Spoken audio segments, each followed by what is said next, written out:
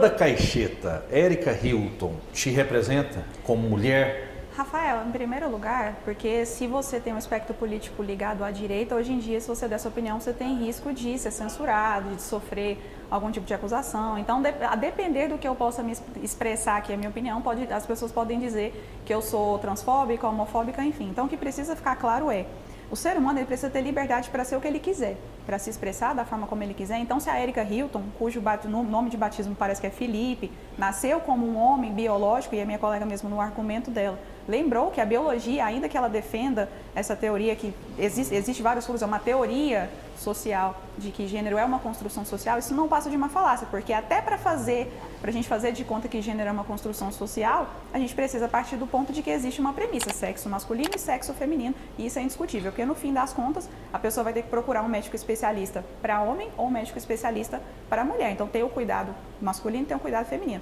Então, se a Érica quisesse ser Felipe, se ela quisesse ser Érica, que seja o que ela quiser, Rafael, a gente não tem nenhum problema com isso. O grande problema, eu estava até conversando com a Débora aqui nos bastidores antes, é a gente fazer de conta que as coisas não são o que são ou que são o que não são.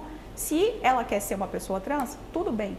Agora, eu ir lá na comissão, que historicamente tem como representantes, como presidentes, mulheres, pois é uma comissão da mulher, aí coloca uma pessoa trans lá e ela quer que as pessoas aleguem, afirmem que ela é uma mulher, isso é complicado, porque não é a verdade.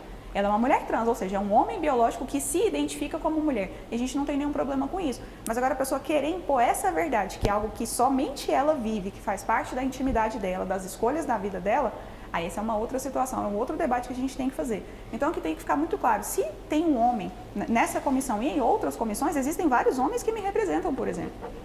Então, o fato de que a Érica Hilton não me representa não é pelo fato de ela ser uma pessoa trans, é que ela está numa comissão que, historicamente, é composta na presidência por mulheres e que ela também tem comportamentos, inclusive, misóginos contra mulheres. A exemplo, vou citar aqui a deputada federal Cris Tonieto, que foi desrespeitada lá no seu momento de fala na Comissão da Mulher. E se fosse um homem que se identifica como homem cis, como a esquerda gosta de dizer, né? Que fizesse aquela falta de educação, aquele desrespeito com uma deputada que é conservadora, que é conhecidamente católica, que defende os seus princípios. Mas aí tá tudo bem, porque é uma pessoa de esquerda, independente de ser Érica Hilton, independente se a Érica fosse do PL, você defenderia? Se ela tivesse pautas em comum comigo, sim, é como eu estou dizendo. Ela poderia assumir a comissão da mulher, eu não ia deixar de dizer, sendo trans, eu não ia deixar e você defenderia essa posição? Eu não ia deixar de dizer que ela não é uma mulher. E, portanto, há que se questionar o fato de que uma pessoa que não é uma mulher está presidindo uma comissão da mulher. Mas, como eu estava dizendo, é o seguinte, se for um homem com pautas que me representam, não tem nenhum problema. Se fosse uma pessoa trans com pautas que me representam, se ela fosse defender o direito à vida desde a concepção, a proteção do nascituro, fosse defender liberdade econômica, ela pode ser o que ela quiser, ela pode não ser tem preconceito, então. Não existe preconceito. A questão é, a gente não pode ignorar os fatos. A grama é verde e ela está lá. Ela não é uma mulher biológica. E no fim das contas, do meu ponto de vista, essa história de construção social é uma falácia, né? Já existem algumas teorias que rebatem isso, e é como a gente está dizendo aqui, é uma teoria. Na prática, Rafael, a gente sempre vai voltar. A pessoa vai ter que procurar um médico de homem ou vai ter que procurar um médico de mulher.